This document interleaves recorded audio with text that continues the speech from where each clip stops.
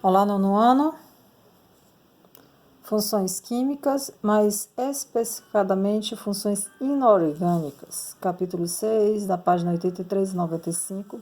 Inicialmente já peço desculpa porque houve um problema na câmera e já tinha começado a preencher.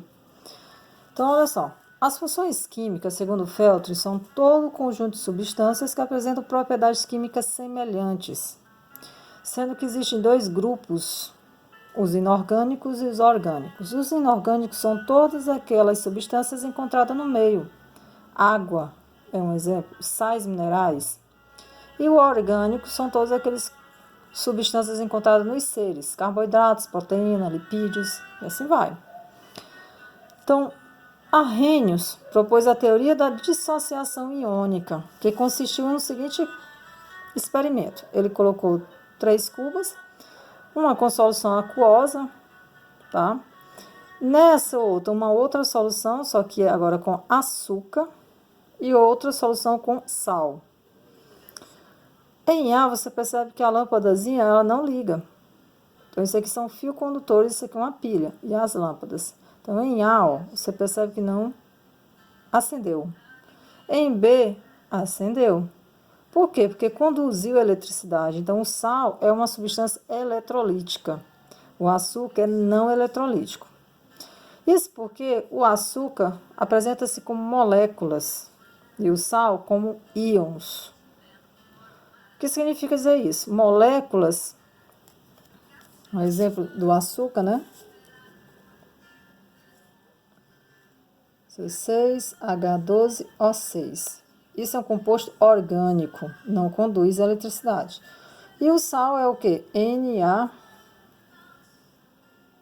NaCl. Opa, desculpa, que eu estou tentando ver aqui por cima a câmera. O sal, o Cl.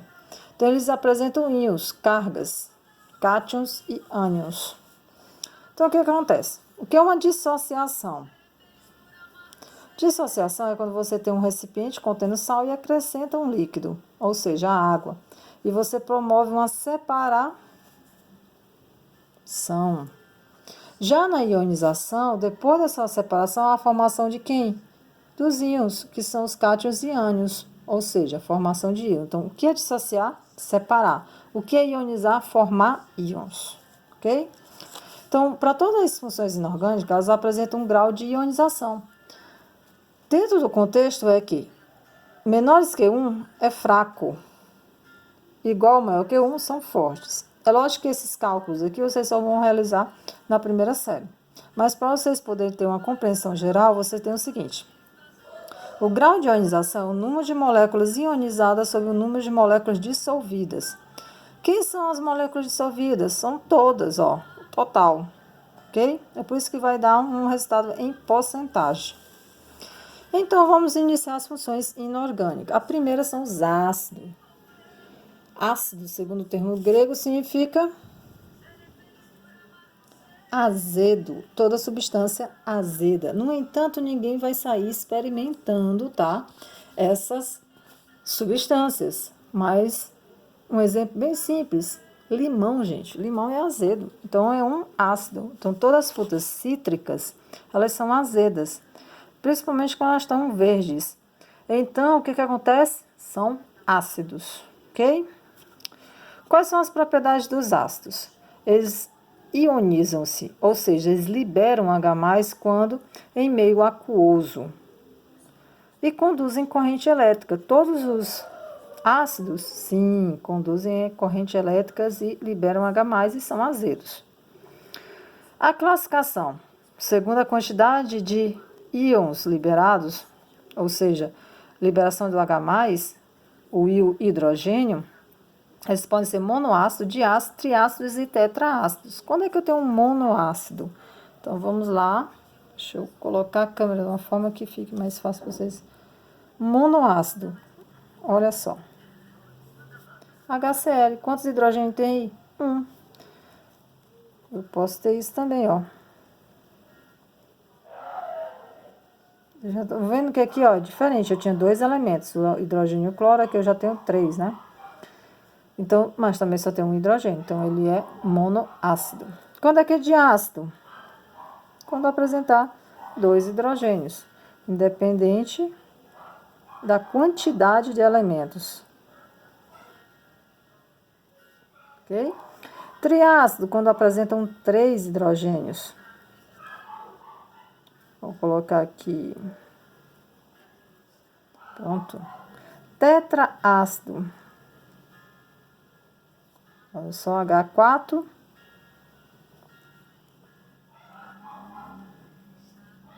P2O7. Então, vocês estão vendo. 4, 3, 2 e 1. Ok?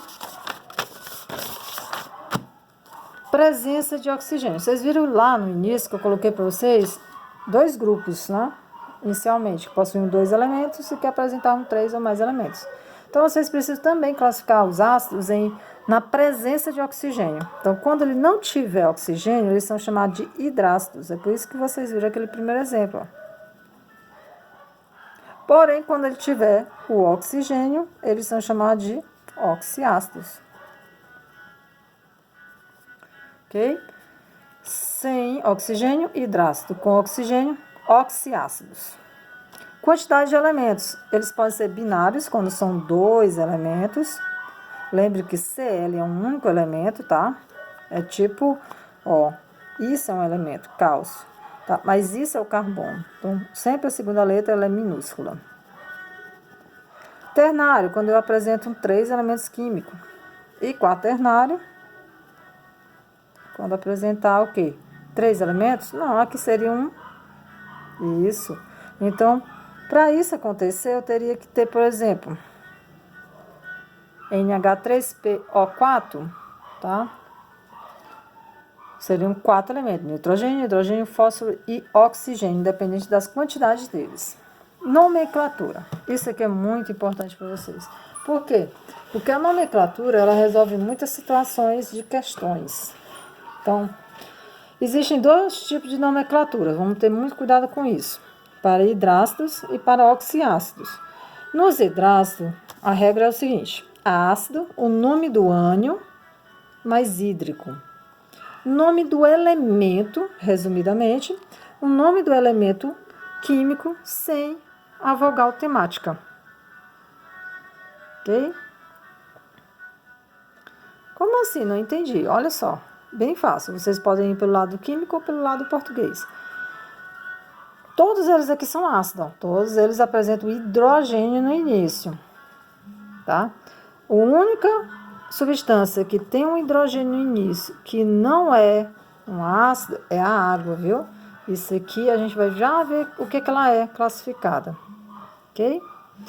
Então, vejam bem. A água, ela tem um hidrogênio no início, só que o elemento que segue ela é o oxigênio. Aqui não, você vê que hidrogênio e todos os elementos do lado são elementos diferentes. Então, o que você tem? Sempre você vai começar com a palavra ácido. Antigamente, a nomenclatura, ela tinha que colocar a quantidade de hidrogênio ionizáveis. Então, a gente tinha que botar monoácido e o nome do elemento. Agora, mais não. Ácido. Quem é esse elemento aqui? O cloro. Quem é a vogal temática aí? Porque isso aqui é o quê? O radical, não é isso?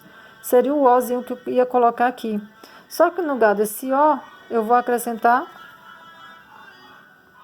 hídrico. Olha o nome dele aí. Ácido clorídrico. Ok? De novo, ó. Ácido. Tá? Ácido. Nome dele? Flúor. No entanto, o flúor tem um acento aqui, né? E não tem a vogal temática. O que acontece? Você só vai acrescentar o hídrico, tá? Aquele acentozinho some e vem para cá, ó. Fica o do próprio sufixo, porque isso aqui é um sufixo, tá? Tira a vogal temática, acrescenta o sufixo. Então, o nome dele fica ácido fluorídrico.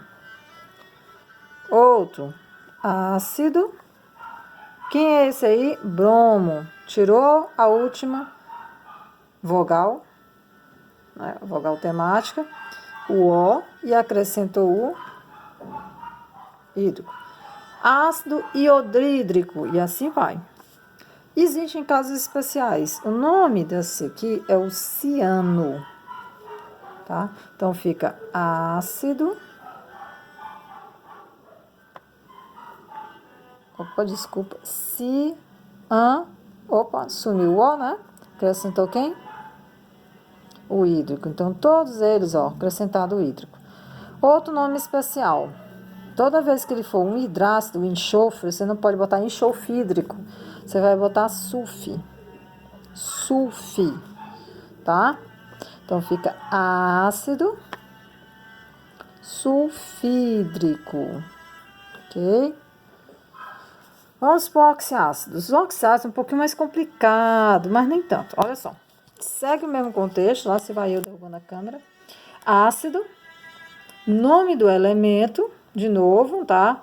O radical, tira a vogal temática, acrescenta oso ou ico. Quando é que você vai acrescentar oso ou ico? Como a gente está falando de oxiácido, a gente tem a presença agora de quem? Do oxigênio. Todos eles têm hidrogênio no início, são ácidos, e apresentam o oxigênio. Então, o que você vai fazer? Toda vez que tiver um oxigênio ou dois, você vai colocar oso. Quando for de 3 em diante, você vai colocar ico. Viu como ficou fácil? Então, fica ácido nitrogênio. O que você faz? Nitrogenínico ou nitrogenoso. Como é que fica isso, né? Então, quando tiver isso,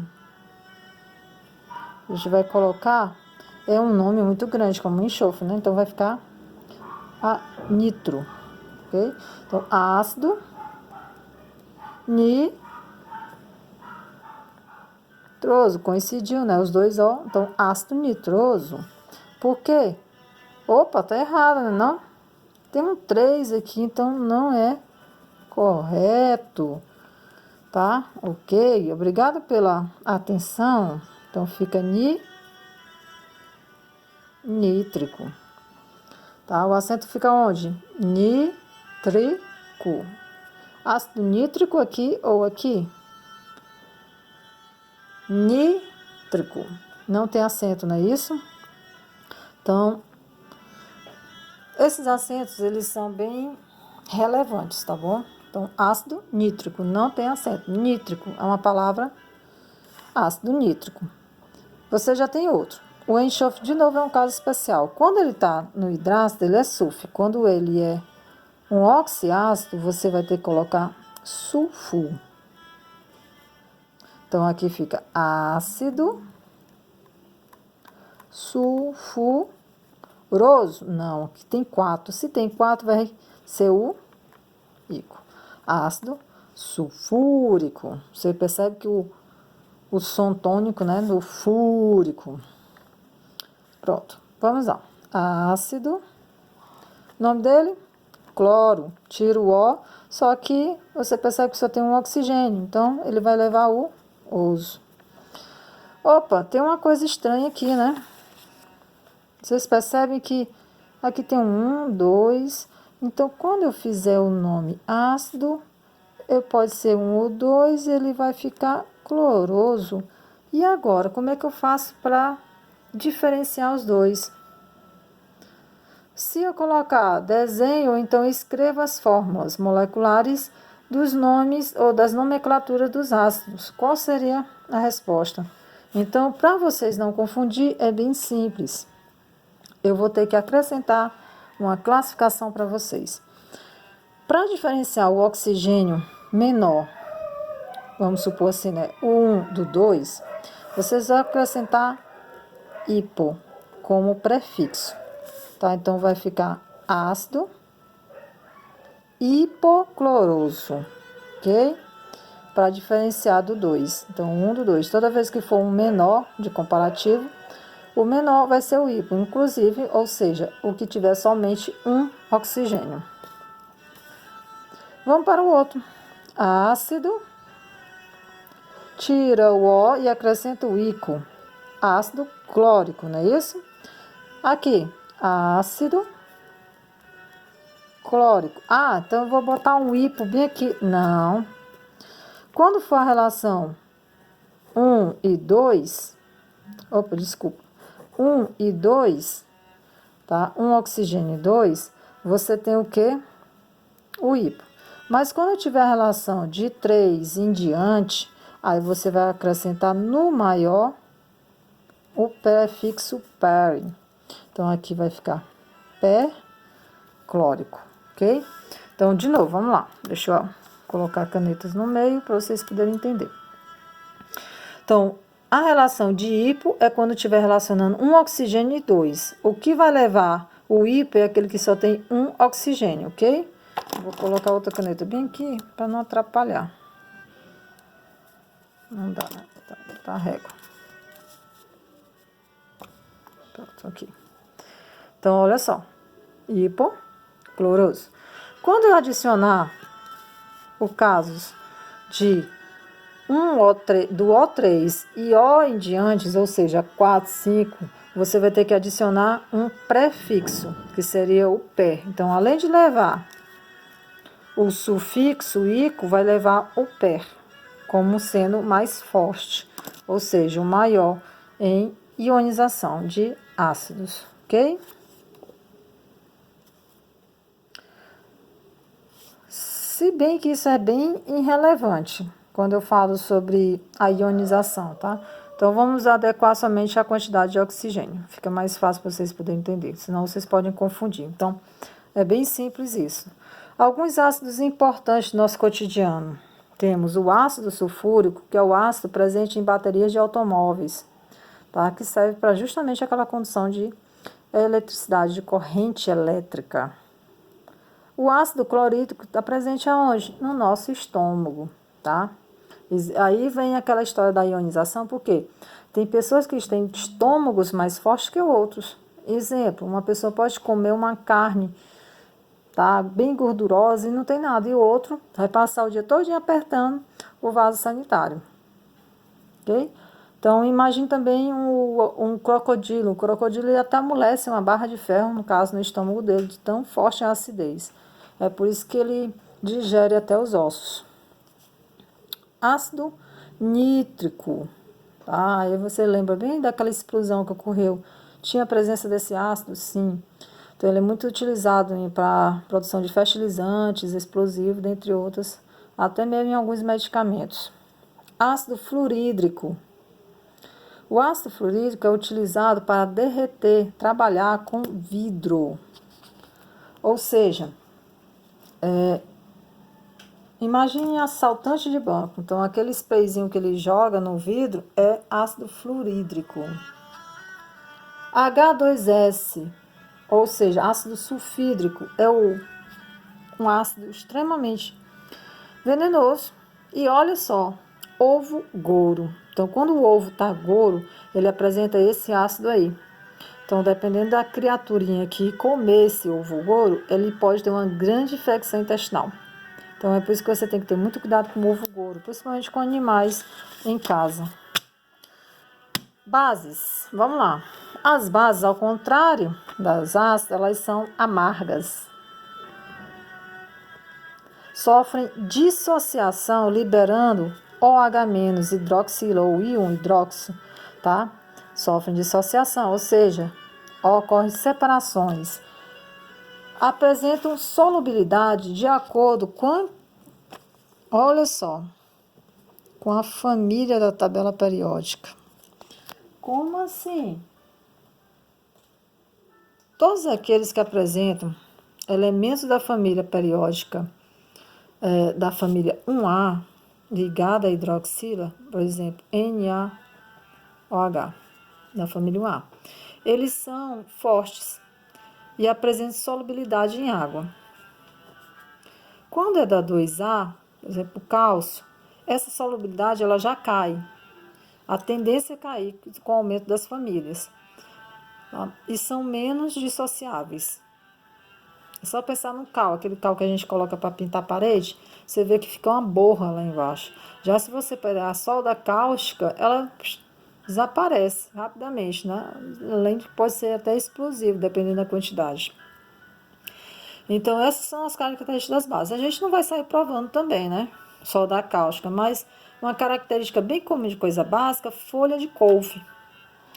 folha de louro também. Então, toda vez que você prova uma fruta, uma verdura, algo que seja meio amargo, esse tom de amargo no final da garganta, é uma substância básica.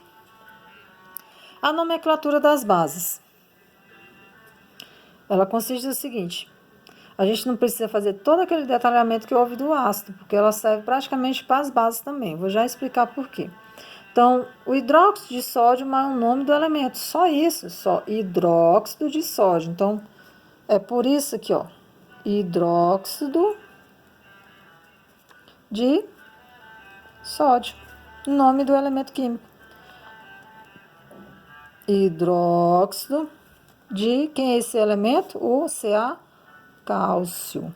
E para você saber a quantidade de hidroxila, você coloca isso aqui na frente, em números romanos, 2. Hidróxido cálcio 2, porque eu vou saber que eu tenho 2 hidroxilas. Então, aqui fica o quê? Hidróxido de ferro 3. Hidróxido de amônio. Tá? Esse aqui já não tem a quantidade, né? Hidróxido de ferro. E aí tem um 2. Eu posso diferenciar esse 2. Como? Quem é o menor? É o 2. Então, eu posso colocar, ó, ferroso. A história lá do osso. Tá? Ferroso. E aqui, como ele é 3, eu posso botar, ó. Quem é o quando tem acima de 3 oxigênio, ficaria íco. Então, eu posso considerar para hidroxila também, ó. Férrico, tá? No lugar de colocar ferro 3, vocês escolhem o que é mais fácil para vocês. Hidróxido de ferro 3 ou hidróxido de férrico. Não, hidróxido férrico. Some o de. Hidróxido de ferro 2 ou hidróxido ferroso, tá? Se lembra quando a gente está com problema de anemia, isso, né? Bem, eu falei para vocês que a gente podia classificar de acordo com os outros. Então, observem bem isso, ó. NH4OH. Ele é uma monobase, porque só tem uma hidroxila. Monobase. Tem quantos elementos químicos aqui? 1, 2, 3, 4. Então, ele é o quê? É o quê? Ó, binário, ternário, ele é o quê? Ó, quaternário, né? Então, desculpa aqui. Quaternário. Apresentam 4 elementos químicos. Aí você pode ir atrás da solubilidade, do grau de ionização, mas isso aí é lá mais para frente, quando você estiver na primeira série. Ok? Algumas bases do cotidiano importantes. Hidróxido de sódio, que é a soda cáustica, muito utilizada, né? Para limpezas. O hidróxido de cálcio, tá? Também conhecido como cal. Hidratada, tá? Cuidado. A cal, que a gente conhece, ela é formada a partir de um óxido, ou melhor, de um sal, um minério. E aí ela pode ser hidratada. Quando ela é hidratada, ela se transforma em cal hidratada, que é aquela cal que a gente utiliza em pinturas, tá? Ou argamassa. E o hidróxido de amônio, que é muito utilizado como fertilizante para controlar a acidez de solos. Dentre os dois, uma coisa bem interessante, tenho que citar para vocês, é picada de abelha, picada de maribondo. Então, as abelhas apresentam um veneno ácido e os maribondos apresentam um veneno básico. Então, uma coisa bem simples, se você é picado pelo maribondo, você pega um pouquinho de saliva e passa no local. Ele vai causar um efeito que a gente vai ver lá na frente chamar de sal, tá? E neutraliza aquele veneno.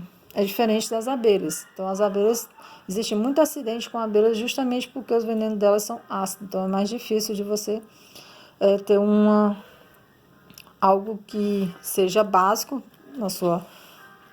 próxima a você, para você neutralizar. Mas a gente tem uma base bem comum, que é o leite de magnésio, né? Em casa é também uma base, quando você está com acidez no estômago. Vamos para óxidos.